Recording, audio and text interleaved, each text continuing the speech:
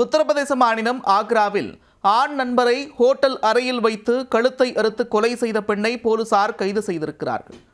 தனிமையில் இருக்கும்போது எடுத்த வீடியோவை கணவரிடம் காட்டி விடுவேன் என்று மிரட்டல் விடுத்ததால் வெறி செயலில் ஈடுபட்டதன் பின்னணி என்ன? அந்த பெண்ணிற்கு ஏற்கனவே திருமணமாகி குழந்தை இருக்கும் நிலையில் அவருடன் திருமணத்தை மீறிய உறவில் இருந்துள்ளார். ஒரு கட்டத்தில் பெண்ணுடன் தனிமையில் இருப்பதை வீடியோ எடுத்து வைத்து தன்னை திருமணம் செய்து கொள்ள வேண்டுமென்று மிரட்டிய நபர், இல்லையென்றால் நெருக்கமாக இருந்த வீடியோவை பெண்ணின் கணவனிடம் காட்டி விடுவேன் என்று மிரட்டல் விடுத்துள்ளார்.